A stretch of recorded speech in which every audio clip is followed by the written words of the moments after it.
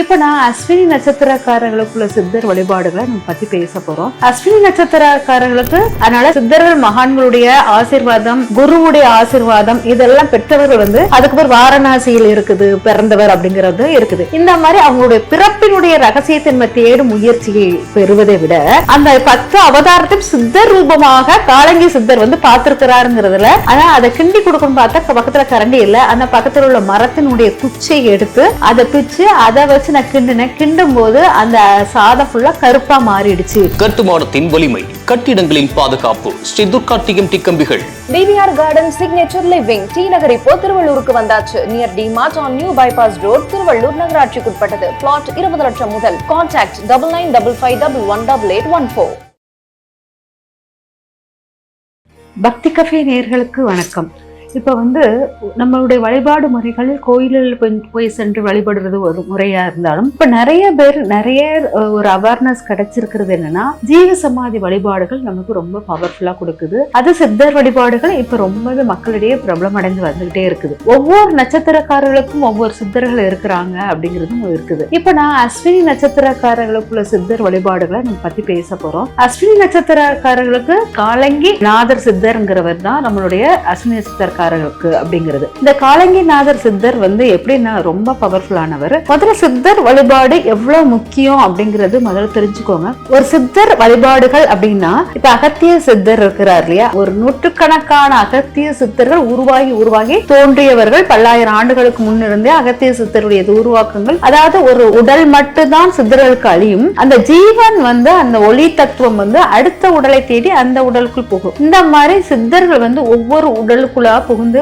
அந்த தன்னுடைய மக்களுக்கு வேண்டியதை சித்தர்கள் பண்ணிக்கிட்டே இருக்காங்க, சூட்சமமான முறையில். அதே போல் நம்ம இறைவனிடம் கேட்கும் கோரிக்கைகள் மன அமைதி, திருப்தியை கொடுக்கும். நம்ம விதியை மாற்றக்கூடிய மிக அற்புத சக்தி நம்மளுடைய சித்தர்களுக்கு உண்டு அப்படிங்கிறது தெரியும். அதனாலதான் கடவுள் சித்தர்களை உருவாக்கும் போது, என்னால் முடியாட்டா கூட, இறைவனால் செய்ய முடியாதட்டா கூட, என்னை நம்பி இருக்க அந்த சித்தர் மகான்களுக்கு அவ்வளவு இதை கொடுத்திருப்பாரு, அருளை கொடுத்திருப்பாரு. நீங்க என்ன சொன்னாலும், யார் விதியை மாற்ற முடியுதுனாலும் முடிச்சுக்கோங்க அப்படிங்கிற மாதிரி அந்த சித்தர்களுக்கும் மகான்களுக்கும் அவருங்க இறைவன் அருள் புரிஞ்சுட்டு போயிருப்பாரு. அதனால சித்தர்கள் மகான்களுடைய ஆசீர்வாதம், குருவுடைய ஆசீர்வாதம் இதெல்லாம் பெற்றவர்கள் நிறைய தோஷங்களிலிருந்து நிவாரணம் பெறக்கூடியவர்களாக இருப்பாங்க. நம்மளுக்கு ஒரு நல்வழி காமிச்சு கொடுக்கறாங்க இல்லையா, அவங்களும் நம்மளுக்கு குருவாக இருக்காங்க. இந்த குருவை அவமதித்தல், சித்தர்களை அவமதித்தல் இதெல்லாம் நம்மளுக்கு நெகட்டிவ் அதிர்வுகளை கொடுக்கும் அப்படிங்கிறது. அதனால குரு கிட்ட சித்தர்களுக்கோ மூலம், ஆதி மூலம் என்னன்னு தேடி உங்களால சுரண்டி எடுக்கவே முடியாது.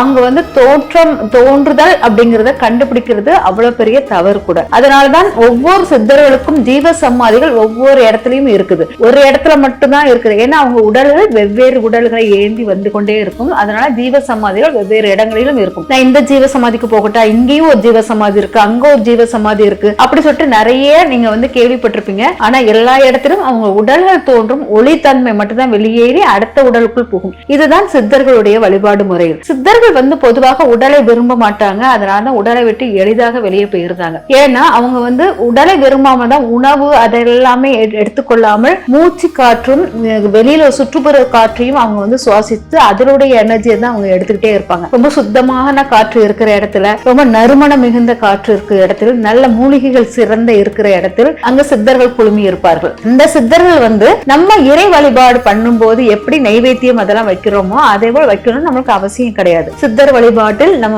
நறுமணம் மிகுந்த பூக்களையும் ஊதுவத்தி அதெல்லாம் வைத்து நீங்க வழிபாடு பண்ணும் போது சித்தர்களுடைய அருள் முழுமையாக கிடைக்கும் அப்படிங்கிறது. காலங்கி நாதர் சித்தர் எப்படின்னா, அவருடைய தோற்றம் நாம எடுக்க வேண்டாம். நான் அதை தோண்டி ஒவ்வொரு அவங்க சீனால இருந்து அங்க சீனாவில் அவர் சமாதி நிலை அடைந்து திரும்ப ஊர் மாற்றம் இங்க இருக்குது அப்படிங்கிற ஒரு கதை இருக்குது. அதுக்கு பேர் வாரணாசியில் இருக்குது பிறந்தவர் அப்படிங்கிறது இருக்குது. இந்த மாதிரி அவங்களுடைய பிறப்பினுடைய ரகசியத்தை நம்ம தேடும் முயற்சியை பெறுவதை விட, அவர் வந்த நோக்கமும் அவர் என்ன அற்புதங்கள் நமக்கு செய்திருக்கிறாரு அப்படிங்கறத நம்ம தெரிஞ்சுக்கிட்டாலே நமக்கு நிறைய மாற்றங்கள் கொடுக்கும். அதனால காலங்கி சித்தர் பாத்தீங்கன்னா, என்ன பொறுத்த வரைக்கும் காலங்கி சித்தர் இளமை தோற்றத்துக்குரியவராக இருந்திருக்கிறாரு அப்படிங்கிறது முக்கியமானது. நல்ல அஸ்வினி நட்சத்திரத்தில் நட்சத்திரக்காரர்கள் காலங்கி சித்தரை வழிபடுவதற்கு ஒரு சூட்சமமான ஒரு காரணமும் இருக்குது. இவர் அஸ்வினி நட்சத்திர 4ஆம் பாதத்தில் பிறந்தவர் அப்படிங்கிற ஒரு முக்கிய காரணம் மட்டும் இல்லாமல், இவர் பிறப்பினுடைய ரகசியம் இளமையான தோற்றத்துக்குரியவர் அப்படிங்கிறது எப்படி ஏன் எடுத்தோம் அப்படிங்கிறது பாத்தீங்கன்னா, பாத்தீங்கன்னா அங்க மேசராசியில் சனி நீச்சம். சனிங்கிறது வயது முதிர்ந்தவர்களை குறிப்பதாக இருக்கும். மேசராசியில் சனி நீச்சம்னா வயது குறைந்தவர்கள், இளமை தோற்றத்துக்குரியவர்கள், கட்டுமஸ்தான உடம்புக்காரர்கள், அதை குறிப்பதாக இருக்கும். பொதுவாக மேசராசியில் அஸ்வினி நட்சத்திரம்ங்கிறது 2 குதிரை முகங்களை கொண்டது அப்படிங்கிற மாதிரி இருக்கும். அஸ்வினி குமார்களை குறிப்பதாக இருக்கும். இந்த காலங்கி சித்தர் ஜீவ சமாதி அடைந்த இடம் சேலத்தில் உள்ள கஞ்சன் மலை அடிவாரத்தில் இருந்தது அப்படின்னு சொல்லுவாங்க. அந்த கஞ்சன் மலை சுத்தி பாத்தீங்கன்னா புனித நீர் தீர்த்தங்களும் நல்ல மூலிகைகளும் நிறைந்த இருக்கும். அந்த கஞ்சன் மலையை கிரிவலம் பண்ணி அதில் நிறைய பேர் நோய்கள் குணமாயிருக்கிற தன்மை இருந்திருக்குது. அப்படிங்கறனால இது நோய் தீர்க்கக்கூடிய மிக அற்புத சக்தி வாய்ந்தவர் அப்படிங்கறத நம்ம எடுத்துக்கலாம். இவர் போக்கர் சித்தனுடைய குருவாக நம்ம எடுத்திருக்கிறோம். போக்கர் சித்தருடைய குரு நம்மளுடைய காலங்கிநாதர் அப்படிங்கிறது. இந்த காலங்கிநாதர் பாத்தீங்கன்னா ஒரு திருமூலர் நம்மளுக்கு தெரியும். திருமூலர் காலங்கிநாதருடைய குரு அப்படிம்பாங்க. இந்த திருமூலர் ஒரு சமயத்தை சீடர்களோட இருக்கும்போது காலங்கிநாதரை தேடி இருக்காரு. எங்க அவனை காணும், காலங்கிநாதரை காணும் அப்படின்னு சொல்லி தேடி இருக்காரு. ஆனா தூரத்துல ஒரு இளமையான ஒரு பையன் நின்னு இருக்கான்.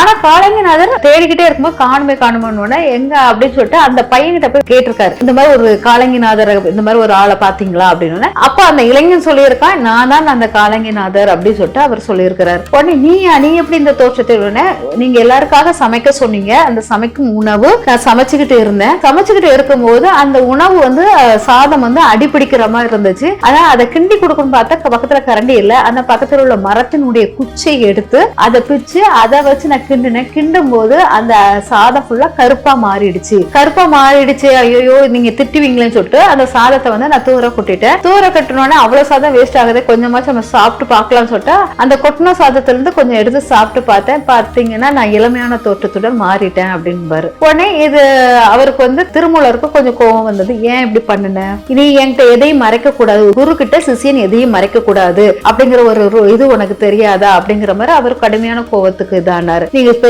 செஞ்சது பெரிய தப்பு, நான் உன்னை விட்டு விலகுறேன் அப்படிங்கிற போது காலங்கிநாதரால் அந்த விலகல் தாங்க முடியாதுன்னு சொல்லிட்டு குருவின் காலை பற்றி கொண்டு நீங்க என்னை விட்டு விலகாதீங்க. இதுதான் குரு சிஷியனுக்குள்ள உறவே. அதாவது குரு என்ன இது பண்ணாலும் சிஷியன் அந்த குருவை விடாம பற்றி கொண்டால் உங்களுடைய தோஷங்கள் நிவர்த்தி ஆகும். காலங்கிநாதரும் அதே போல் தன்னுடைய குரு திருமூலருடைய காலை இறுக்கமாக பற்றி கொண்டு என்னை விட்டு விலகாதீர்கள், நான் உங்களுடைய பின்தொடர்வேன் அப்படின்னு சொல்லிட்டு இது பண்றாரு. இப்ப நான் அந்த உணவு சாப்பிட்டதுனாலதான் உங்களுக்கு பிரச்சனை சொல்லிட்டு அந்த உணவை தன் கையால குத்தி வாந்தி எடுத்து அந்த உணவை கக்குறாரு. கக்குன பிறகு அந்த உணவு பாத்தீங்கன்னா இது திருமூலருக்கு ஒரு மன உறுத்தலை உருவாகுது. ஆனால் காலங்கிநாதர் அந்த உருமாற்றம் மாறவே இல்லை, அதே இளமையான தோற்றத்துடன் இருந்திருக்கிறார். அவர் கக்குன உணவை திருமூலரும் எடுத்து சாப்பிட்டாருங்கிற கதை உண்டு. அதனால் திருமூலரும் இளமையான தோற்றத்துக்குள் மாறிவிட்டார் அப்படிங்கிறதும் இருக்குது. இதுதான் காலங்கிநாதருக்கும் திருமூலருக்கும் உள்ள இளமை தோற்றத்தினுடைய ரகசியம். இந்த திருமூலருடன் நீண்ட நாள் பயணம் பண்ணி கொண்டு இருந்தார். திருமூலர் தன்னுடைய உடலை விட்டு நீங்கின பிறகு காலங்கிநாதர் திரும்ப அந்த ஊரை விட்டு வெளியே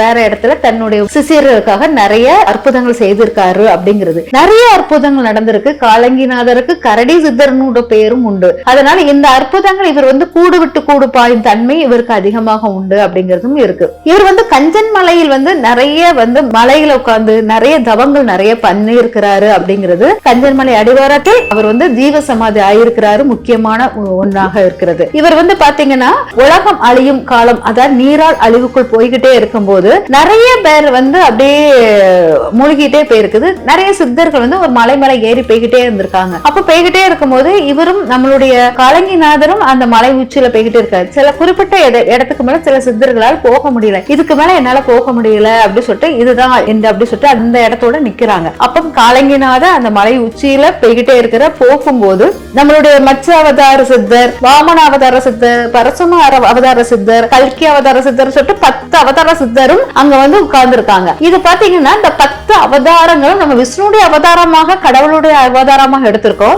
அந்த 10 அவதாரத்தையும் சித்தர் ரூபமாக காலங்கி சித்தர் பார்த்திருக்கிறாருங்கிறதுல ரொம்ப பெருமையான விஷயம். இந்த உலகம் அழியும் போது இந்த 10 அவதார சித்தர்களும் மலை உச்சி மேல இருந்திருக்காங்க. இந்த உலகம் அழியும் போது திரும்ப துவக்கத்துக்கு இந்த சித்தர்கள் தோற்றமும் இருந்திருக்குது அப்படிங்கிறது முக்கியமானதாக இருக்கு. அதனால மலையை சுற்றி இருக்கும் இடத்திலும் மூலிகைகள் நிறைந்த இடங்களிலும் அதே புனித தீர்த்தங்கள் உள்ள இடங்களும் சேர்ந்து இருக்கிற இடத்தில் கண்டிப்பாக காலங்கிநாதர் சித்தருடைய அருள் இருக்கும் அப்படிங்கிறது. இவர் நோய்களை தீர்க்கக்கூடிய அற்புத மருந்தாக இருக்கும். அஸ்வினி குமார்கள் நோய்களை தீர்க்கக்கூடிய முதல் மருத்துவம்னா அஸ்வினி குமார்கள். அந்த அஸ்வினி குமார்களுடைய நட்சத்திரத்தில் பிறந்த காலங்கிநாதர் சித்தர் அற்புத நோய் நீக்கக்கூடிய அருமருந்துக்குரியவர் அப்படிங்கிறது உண்மையான விஷயம். தன் உடல் அளவு அழகு இழந்தவர்கள், தன் உடலின் தோற்றத்து பொலிவை இழந்தவர்கள், இவங்கெல்லாம் காலங்கிநாதர் சித்தர் வழிபாடுகளை எடுத்துட்டு வரலாம். அஸ்வினி நட்சத்திரத்தில் பிறந்தவர்கள் மட்டும்தான் காலங்கிநாதர் சித்தர் வழிபாடு பண்ணலாமா அப்படின்னு கேட்டா அது இல்ல. நம்மளுடைய உருவத்தோற்ற அமைப்புகள் மாறும் போதும், நம்ம இளமையான தன்மையை இழக்கும் போதும் இந்த காலங்கிநாதர் சித்தருடைய வழிபாடுகள் அவங்க போய் மூலிகைகளுடன்,